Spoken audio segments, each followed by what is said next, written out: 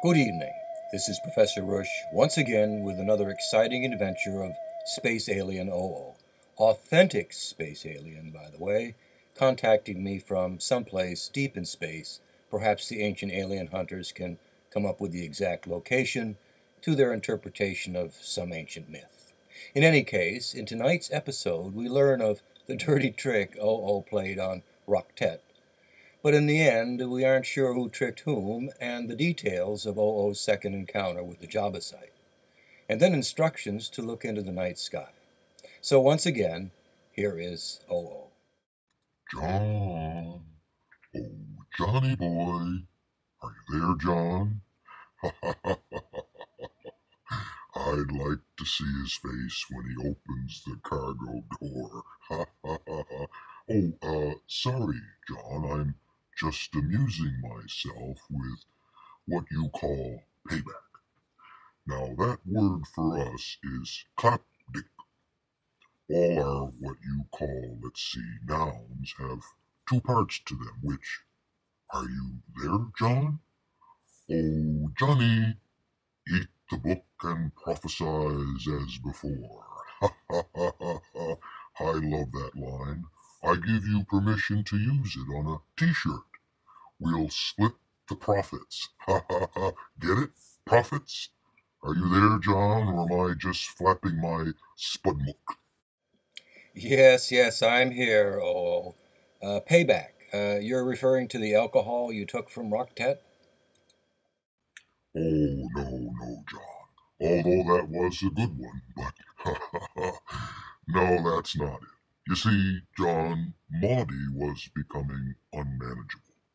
And I know we're heading into trouble. I can feel it in my corkscrew. Anyway, when I told Rocktet Maudie was on her way, she was actually on her way over to his ship.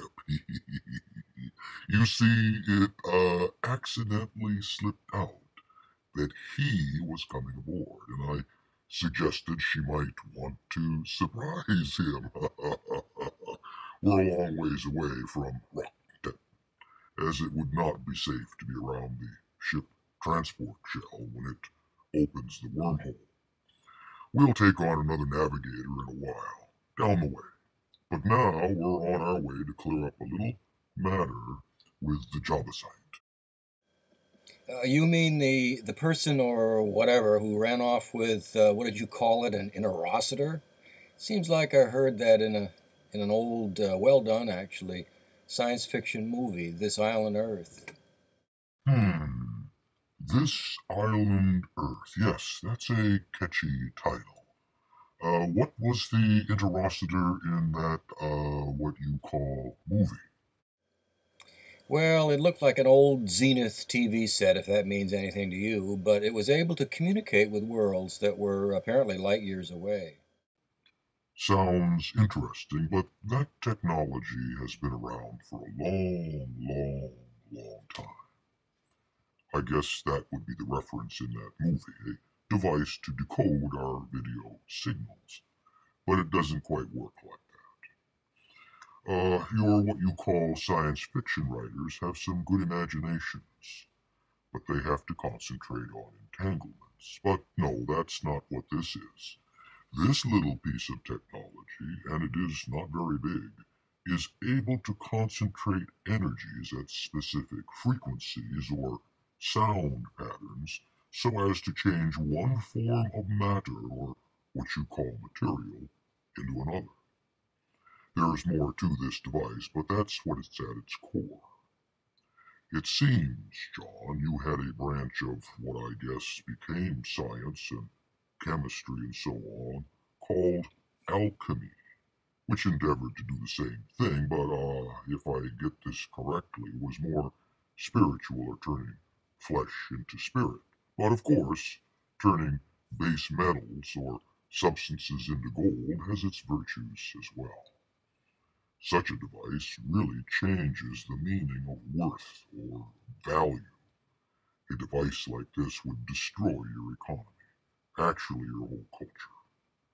There would be no want for energy to run your primitive machines. But how would you reward people for what they do? Gold? silver, titanium, and so on, all would lose their value overnight. Food would be plentiful, and if you do not have an outward directed goal to go for the adventure, to jump into the mist, John, you will stagnate, and eventually, if you don't get bored and kill each other simply for the excitement, your dismal little planet will get hit by a meteor or comet or radiation from a nearby supernova or whatever, and poof, you're gone.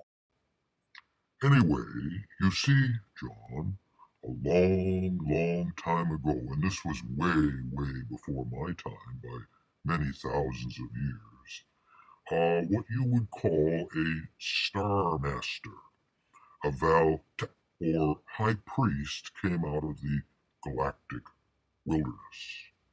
And he was, to be judgmental here, John, not exactly evil, but more like a trickster. Now, I have my faults, and I have a bit of what you call temper, short fuse and so on. But this priest, he was not nice at all. His name was Idleboeth.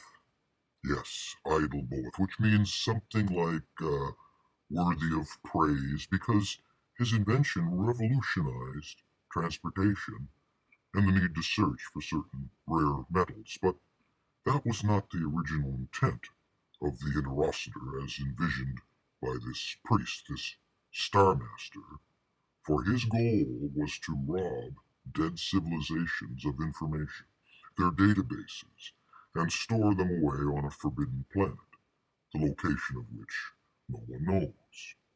His biggest problem was that, well, he thought he was God, and by stealing all the databases, he would then know everything about everything else. You know, John, knowledge is power.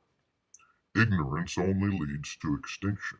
Anyway, as you know, John, robbing ancient civilizations of their databases does not allow us to understand what we need to know about these species.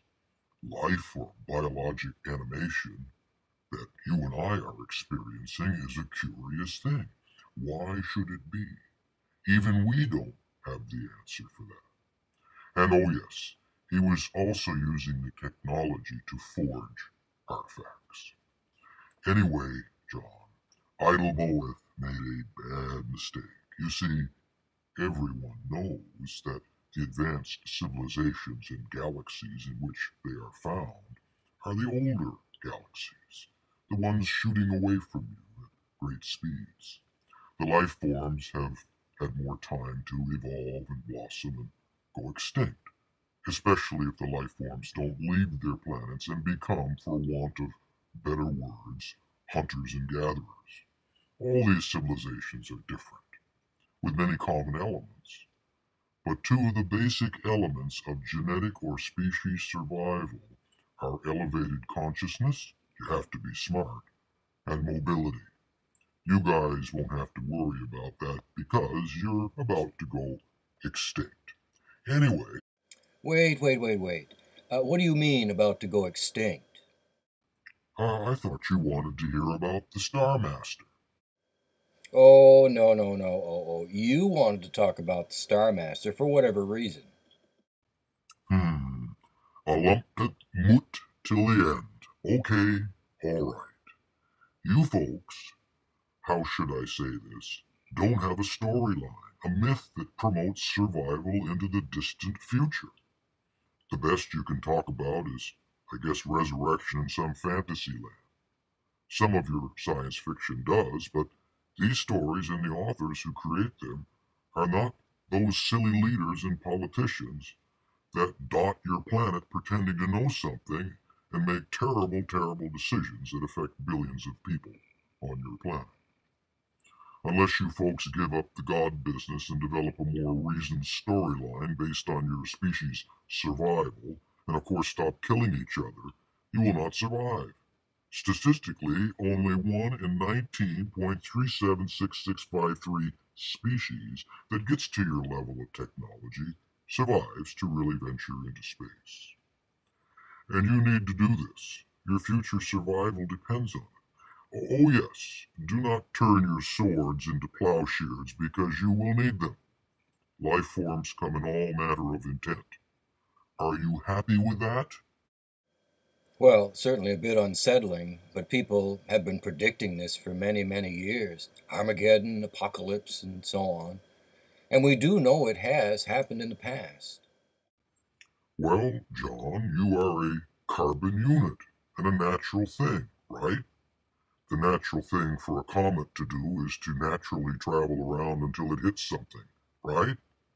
So the comet has a storyline, a wanderer looking for a place to rest. So you too have a natural storyline. And storylines, you got a lot of them. And these storylines are on a collision course. Your God stories, your heavens and hells, will lead to your extinction. Now I want to get back to Idlewild. Now, in order to accomplish his goal of pillaging the databases of all advanced civilizations, he needed helpers. There were originally, let's say, or 365 of these helpers. Their duty was to scout out civilizations, actually belonging to those galaxies flying away from the Milky Way. Yes, the Milky Way. But, as would have it, some of the helpers were tempted by the very knowledge Idlewild claimed to own.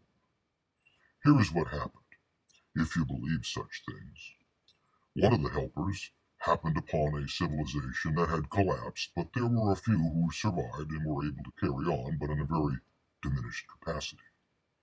After living with these people for some time, he decided that what Idlewild was doing was immoral, as these people would eventually be able to reignite the knowledge base necessary to understand the collected wisdom and technology of the culture.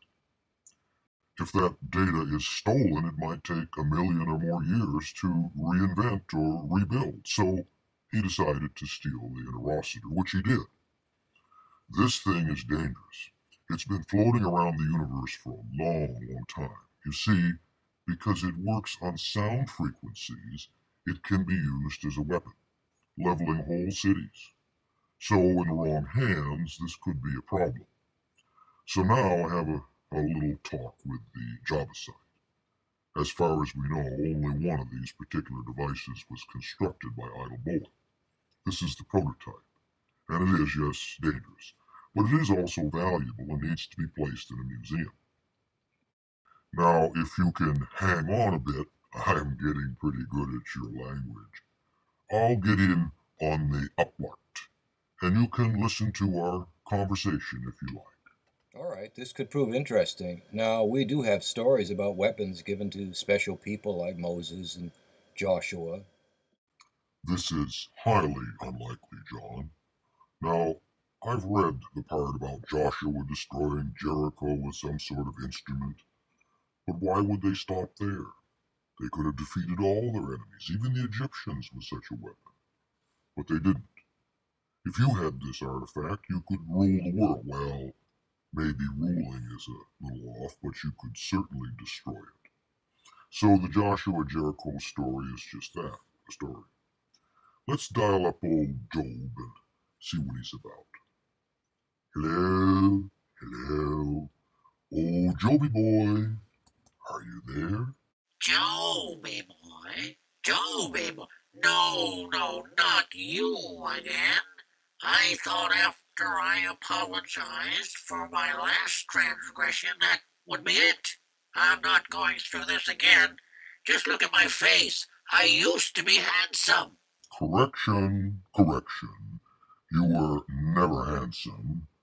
You were not made in my image. Image? Image? All my friends came up and asked me what I had done to deserve all this persecution. You took away all my possessions. Even my wife has been on my back. Why, we haven't yacht in 2 seconds, and I demand an Just hold on now, man. Are you big? Can you deflect a meteor? Can you attach a line to a comet and haul it behind a great starship? as you see in the sky this very moment, and hang it in the sky? Can you pilot a craft like this and see your way through the clouds of debris and the evil black holes, ready to snare the unwary traveler? No. All right then. Hand it over. Hand what over? Oh, yes, my bad. You probably have other things to hand over, so it's difficult to make a decision. Is that correct? Yes, I mean, no. What is it you are looking for? Maybe I can be of assistance in your endeavor to cleanse evil from the universe. Yes, cleanse evil from the universe. Skagma, what would life be like without evil? Difficult to imagine, and I'm not here to speak philosophy. Just the same, oh, you have suffered losses yourself, as I have, and you have done things you should not in your pursuit of whatever it is you're pursuing. Resentment kills a fool, and envy slays the simple. Oh, I myself have seen a fool taking root, but suddenly his house has changed in some important way. You aren't the good Samaritan, protector of antiquities that you pretend to be. You have that dark side. Okay, all right, dark side, yes.